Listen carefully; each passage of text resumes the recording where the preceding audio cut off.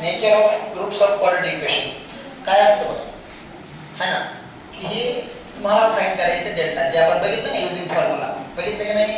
Delta, delta म्हणजे काय? b square minus 4ac. डेल्टाला काय म्हणतात? डिस्क्रिमिनंट. काय म्हणतात? डिस्क्रिमिनंट. कळायला लागले का? तर मला सांगा, हे जर समजा डेल्टाची व्हॅल्यू जे फाइंड केली, बरोबर आहे, हे कसं फाइंड करणार? Sir ax square plus bx plus c equal to 0, बरोबर आहे का? याच्यात आपण फक्त काय करणार? a b c ची व्हॅल्यू फाइंड करणार, बरोबर आहे का? हो सर. मग मला सांग भाया, हे जर डेल्टा जर 0 असेल, काय असेल? 0, तर ह्याचं नेचर काय असतंय? Real and equal. जर समजा डेल्टा ग्रेटर दॅन 0 असेल, डेल्टाची व्हॅल्यू काय आहे? Greater than 0. ग्रेटर दॅन 0 म्हणजे काय? की 1 2 3 4 असा. मग काय म्हणायचं? Real and equal. Very good. लय हुशार लेकर आहोत तुम्ही. हां, आहे का नाही? आणि डेल्टा जर लेस दॅन 0 आलं, कसं आलं? लेस दॅन 0, है ना? तर मग काय येणार? पटकन सांगा. काय येणार? Not real. काय येणार? Not real. हे झालं रियल. याच्यावर तुम्ही काय करू शकता, है ना? मी तुम्हाला कळलं डिस्क्रिमिनंट. आता मला सांगा प्रॅक्टिस सेट पण तुम्ही क्वेश्चन नंबर 2 इझिली सॉल्व करू शकता का? प्रॅक्टिस सेट 2.5 मधला क्वेश्चन नंबर 1, त्याच्यामधलं 1 जे आहे त्यात तुम्हाला सांगितलं बघा, है ना, decide the nature of roots, बरोबर आहे की नाही? बघा डिस्क्रिमिनंट काय दिले? 5 दिले आणि -5 दिले. दिले का? मला सांगा 5 म्हणलं की ते ग्रेटर दॅन 0 झालं की नाही? झालं की नाही? मग मला सांगा, जर ते ग्रेटर दॅन 0 झालं म्हणजे याचा अर्थ त्याचे नेचर काय झालं? पटकन सांगा बरं. Real and equal. कळायला लागले का? आता तिथं -5 आहे, -5 याचा अर्थ काय झालं? Not equal. कळायला लागले की नाही? आता इथे तुम्हाला सांगितलं ह्याला काय म्हणतात? डिस्क्रिमिनंट. काय म्हणतात? आता पटकन बघा क्वेश्चन नंबर 2 बघा बरं. प्रॅक्टिस सेट 2.5 मधला क्वेश्चन नंबर 2. हां, पटकन तुम्ही मला डिस्क्रिमिनंट फाइंड करता येईल की नाही? एक काय अडचण आहे का? नाही. दाखवा तुम्ही पुस्तकात. हां, तर बघा इकडे काय म्हणले की इथं तुम्ही आता हे झालं. नंतर determine the nature of roots of following quadratic equation. Question number 3 solve करायचं नाही, पटकन सांगा. डिटरमाइन करायचं म्हणजे सांगायचं तुम्हाला. इथं फक्त डिस्क्रिमिनंट फाइंड नाही करायचं. इथं काय सांगायचंय? सांगायचंय की ऍक्च्युअली माहिती काय आहे ते सांगायचं. कळायला लागले की नाही? कळायला लागले, है ना? बरं, म्हणजे आता नेचर कसं आहे काय नाही ते सगळं सांगायचं. आता form of quadratic equation from the roots हे शिकवतो, है ना? आता इकडे बघा, चला इकडे क्वेश्चन नंबर 7 कडे. 7 बद्दल मी क्वेश्चन बघितलं, त्याला घाबरू द्यायची गरज नाही. काय दिले? The roots of each of the following quadratic equation are real and equal.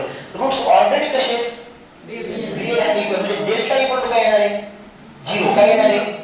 0. मग डेल्टा इक्वल टू 0 म्हणजे b square minus 4ac equal to काय येणार आहे? 0. इथे तुम्हाला k ची व्हॅल्यू मिळेल की नाही मला पटकन सांगा बरं. है ना? बघा मॅथ कसं आहे, जोपर्यंत तुम्ही सॉल्व करणार नाही तोपर्यंत तुम्हाला हे आवड वाटणार आहे. काय कळायला लागले का? बरं, आता हे झालं. बरं, आता काय होईल? नंतरचा कन्सेप्ट बघा. कोणतं? Relation between the roots of quadratic equation and coefficient. आता समजा तुम्हाला काय आहे की तुमच्याकडे एक रूट्स आहेत अल्फा आणि बीटा. कळालं का? हे अल्फा आणि काय बीटा. ह्या दोघांचं सम केलं, ह्या दोघांचं काय केलं? सम केलं तर काय मिळतं? -b/a. आणि अल्फा इंटू बीटा केलं तर काय येते? c/e. -b is nothing but the coefficient of I कुठे केलं? काही दिलं नाही. हां, हा आपलं quadratic equation ax² plus bx plus c equal to 0. मला सांगा -b म्हणजे कोएफिशिएंट ऑफ काय झालं? x झालं. कळायला लागले की नाही? आणि हा a म्हणजे काय झालं? Coefficient of x². आता हे जर तुम्हाला ऑब्टेन करायचं आहे, आपण काय शिकलो? क्वाड्रेटिक फॉर्म्युला शिकलो की नाही? मग तिथे x इज इक्वल टू काय होतं? -b plus minus root b square minus 4ac upon 2a. एकदा प्लस घ्या, एकदा मायनस घ्या, दोघाला प्लस करा तुम्हाला हे मिळेल. एकदा प्लस घ्या, एकदा मायनस घ्या, दोघांचं मल्टिप्लिकेशन करा तुम्हाला c अपॉन a मिळेल. कळायला लागले की नाही? ओके. आता ह्याच्यावर तुम्ही कोणते कोणते क्वेश्चन सॉल्व करू शकता ते बघा, है ना? ह्याच्यावर इकडे लक्ष द्या. क्वेश्चन नंबर जो आहे कोणता, है ना? इथं फर्स्ट मधला थर्ड क्वेश्चन. प्रॅक्टिस सेट 2.5 मधला फर्स्ट मधला third question. 2x² minus 4x minus 3 equal to 0. मला सांगा पटकन. हां, 2x² मायनस 4x काय दिले तुम्हाला? -3 इक्वल टू 0. मला पटकन सांगा बरं, इथं अल्फा प्लस बीटा काय येईल? x वन आणि अल्फा इंटू बीटा काय येईल? हा, कोण कोणी म्हणलं? तू म्हणून टू म्हणलं. आणखी कोणी कोणाचं काय आन्सर वेगळं? पटकन सांगा. बघा, ज्याने टू म्हणले त्याचं बरोबर आहे, ज्याने टू म्हणले त्याचं बरोबर आहे. कसं मायनस, इथं मायनस बी म्हणजे काय झालं? फोर ना, बी काय आहे? मायनस फोर आहे. मग मायनस मायनस काय होईल? प्लस. दोघांचा कार्यक्रम झालं टू. कळायला लागले की नाही? मग अल्फा इंटू बीटा काय? सी अपॉन ए म्हणजे मायनस 3 अपॉन 2. कळायला लागले की नाही? सांगा बरं. बघा, कन्सेप्ट जर असले की प्रॅक्टिस सॉल्व्ह करायला वेळ लागत नाही. बरं, नंतर काय? चिठ्ठी पडली? चिठ्ठी पडली नाही, मला वाटतं चिठ्ठी पडली नाही, है ना? हा, बरं. आता sum of roots of quadratic equation is double their product. Question number 5 बघा. आता क्वेश्चन नंबर 5 या कन्सेप्टवर, कोणत्या? रिलेशन बिटवीन, है ना? कशामध्ये? Roots of quadratic equation and the coefficient. मला पटकन सांगा. आता आपल्याला त्यांनी काय दिले की सम ऑफ रूट्स, काय दिले? Sum of roots of quadratic equation is double their product. Double म्हणले की नाही? डबल का अर्थ काय असते?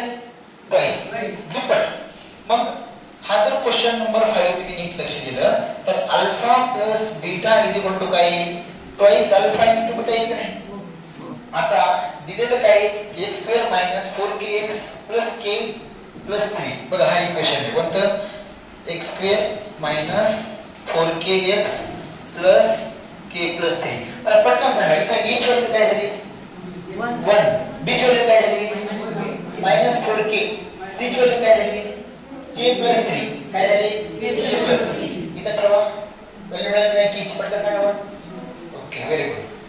आता राहिले काय हो? है ना? तर राहिले फक्त एक कन्सेप्ट. कोणतं? की to obtain a quadratic equation if roots are given. मग हे कसं करतात बघा. जर तुम्हाला रूट्स दिलेले आहेत, काय दिलेले? रूट्स.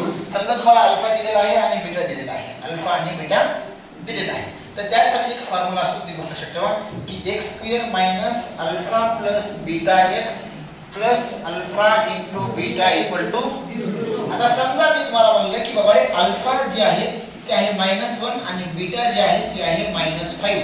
मला इक्वेशन मिळून दाखवा. बघा, अल्फा काय? -1, बीटा काय? -5. दोघांचं सम केलं,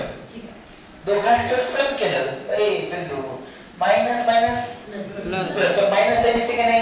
मग आता मला सांगा, हा x² हा मायनस, हा -6x येईल की नाही?